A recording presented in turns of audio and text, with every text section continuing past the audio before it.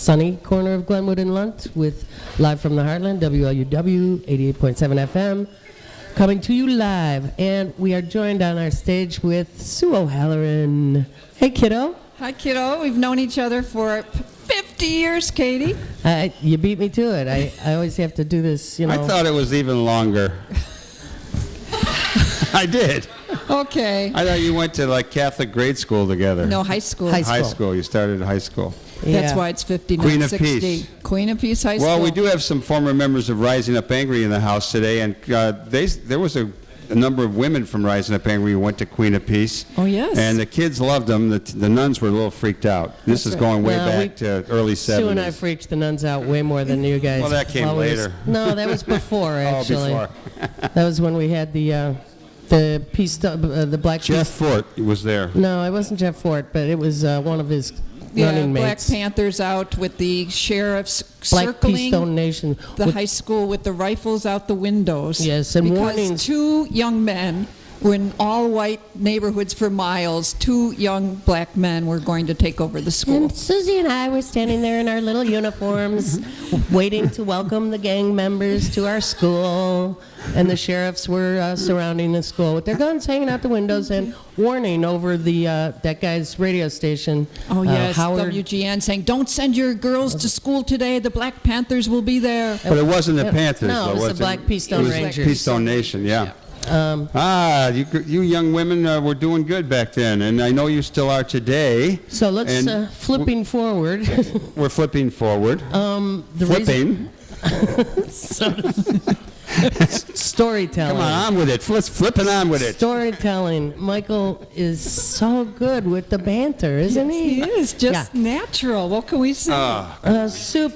So from that activism, I found that storytelling was one of the best ways to talk about some of these more difficult issues of race, ethnicity, religion, war and peace, etc. And so I've started this project of gathering professional storytellers all across the country and some international as well, and putting them on Facebook where everybody can watch video stories. So on October 9th, 10th, and 11th, we're going to have a free Facebook event. It's an online storytelling festival. Every half an hour, a new video story comes up by a storyteller, and then everybody can comment afterwards, and the tellers will be on live, and people can ask questions. So it's like a big global book club or such. People are all discussing these issues together. To be honest, I didn't realize the Facebook part of this. So people can actually live talk to one another. Yeah, so it's facebook.com/stories connect us all, and it'll come up full screen. People sit at their computers, sneak it at work, or they're at home, or people are live streaming in libraries, so groups of people can watch, or in classrooms and student unions at colleges.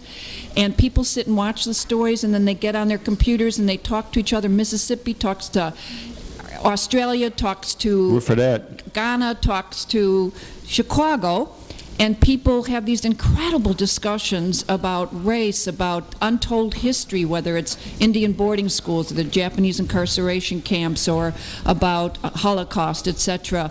And last year, for instance, there was one moment where I was literally in tears, where there was somebody telling a story about finding out their great-grandfather had been an Indian killer. He had been a young man and been hired to remove Indians in the Shasta Nation out north.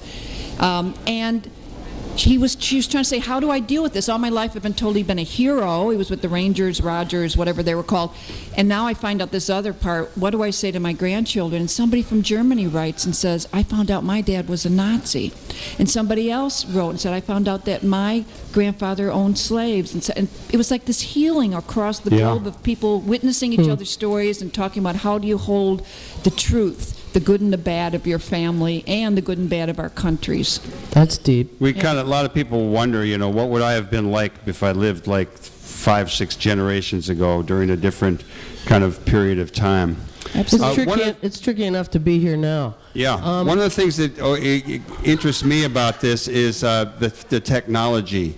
I'm not I use Facebook, but I'm not sure how to talk to other people. I guess there is a chat on there. There's a little comment box Yeah. afterwards, and that's all people So do. Or they share, they hit a share button, and then it goes out to all their friends. So this is like a telethon, but on Computer. internet. Yeah, instead of having a website that people say, why don't you have your own separate website? Then you have to drive everybody to that website. But on Facebook, it goes viral.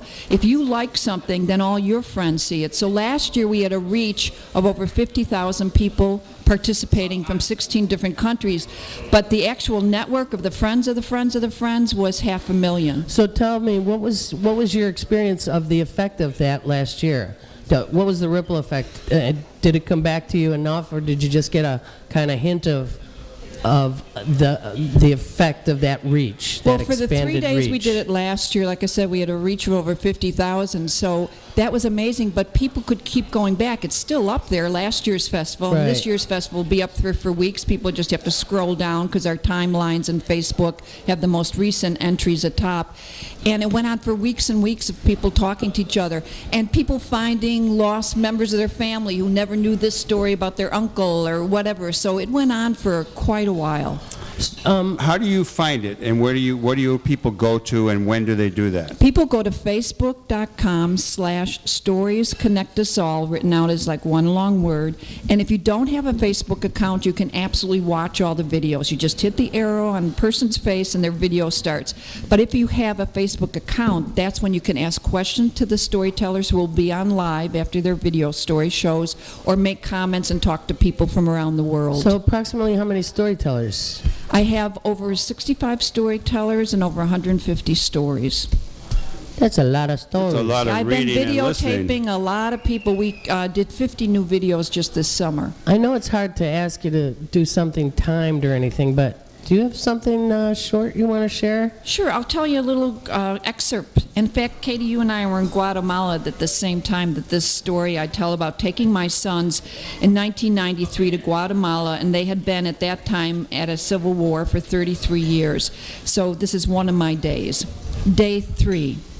We drove even higher into the mountains, where our first sighting of the village we were to visit was a steel windmill all shot up. It looked like it had been used for target practice. The villagers sang songs for us, fed us tamales, sent us home with large baskets of colorful vegetables, even though they had little to eat themselves. I found out on the way home the cause for the shot-up windmill. Bob, the director of Christian Foundation for Children and Aging, told us that the Christmas before, the Army had come in shooting, looking for a communist rebel, they said, to make sure they got the right man. At this village and a nearby one, 22 of the fathers had been killed. Oh, jeez. So you can go in and tell these difficult stories, but create these pictures so people have got movies through their head, and it makes it palatable, if you will, but then you balance it with humor. So I talk about being with the nuns in Guatemala and having a big dance and doing the foxtrot with the nuns. So you go between humor, then You've always danced with nuns. I have always danced with nuns. Who I better? tell a story, for instance, the 100 years of housing history in here in Chicago. How did our neighborhoods get so segregated? So, for instance, this is real live history you weave into an interesting and use a lot of humor, funny story. But this was from a 1920 Kenwood Hyde Park Property Owners Association. So often people think, well, people just want to live with their own kind, etc. And here shows how our neighborhoods were purposefully segregated. Right in this association newspaper in Hyde Park, it said, "Every colored man who moves into Hyde Park knows he is damaging his white neighbor's property. Therefore, he is making war on the white man. Consequently, he forfeits his right to be employed by the white man. If employers should adopt a rule of refusing to employ Negroes who persist in residing in Hyde Park, it would show very good results." Jeez. So you can take these pieces What of year was history. that? It was 1920 when Oh. they were purposefully Okay. dividing Oh, I up thought it was the just neighborhoods. yesterday. Yeah, I thought well, it was that like too. 40 years Could ago. have been. But of Could have course, been. that thing, by showing the history and the untold stories, we start to understand how come things are the way they are and what's still going on today. You know, your name gets mentioned here even when you're not here, and that is when we have Michael McCarty up on stage with us, your fellow storyteller. And he will be part of the Stories Connect Us All Facebook online storytelling festival. Very cool. You wanted to ask about... Well, I'm just always interested in the kind of telling a few stories of my own these days. Yes. I'm always interested in the storytelling phenomena, and some stories get told through folk music or other kinds of music, some told as bedtime stories. Now there's a whole genre of people out there having events and telling stories.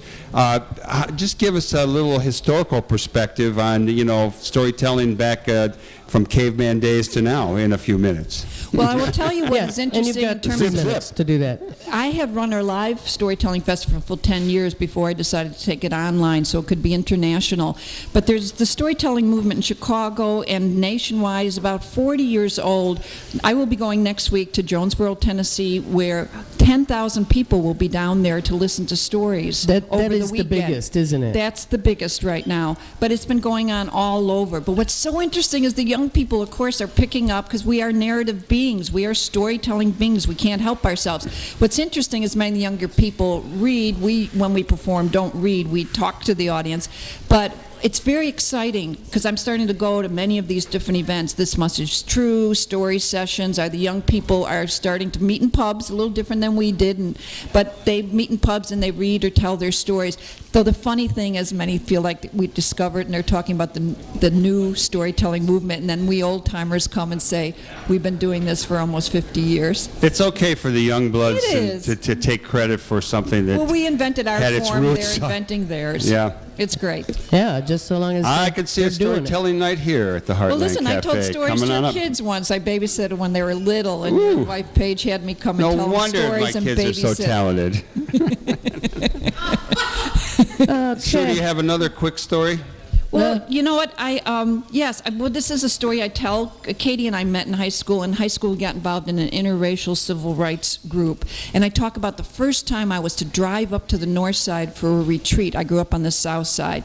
And I was trying to figure out how to tell my grandparents who lived with us and my parents, because the north side was a really dangerous place to go. First, it was dangerous because all those north siders were rich. Rich, my grandparents would say. Look at all those high-rises along the lake. Second, they were all smart, and that wasn't a compliment.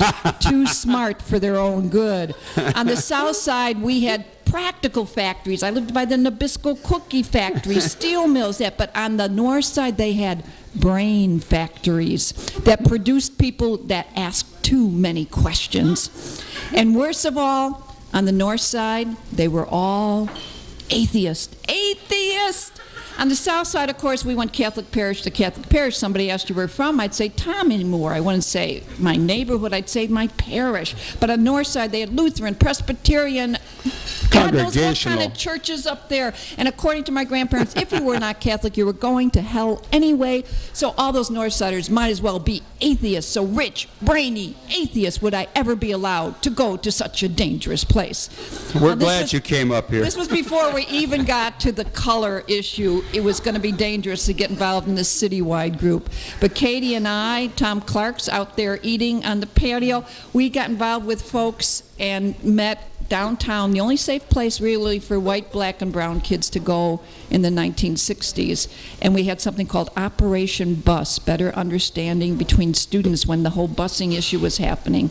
And we sent a petition to the city fathers saying, here's what us kids think about the busing issue. We want to go to school with each other.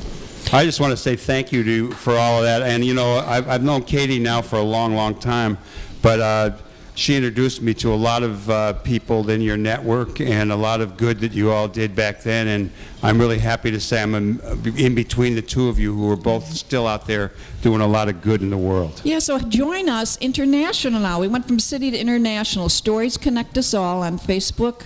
It was a free event, October 9th, 10th, and 11th, from 8 in the morning to 10 each night. You tune into Facebook and even come the days afterwards and talk to people from all over the world. And people are saying, can we have a conversation on race? We're having it by listening to each other's stories. Sue O'Halloran, you rock, my sister. She rocks. Yeah. Let's hear it for Sue O'Halloran. Thank you so much for the work you do. Okay, and Jay, take us away with another quick tune, and we're going to bring up Bob Lawson, longtime community and labor organizer. He's going to fill us in on labor around the world and some things that you really want to know.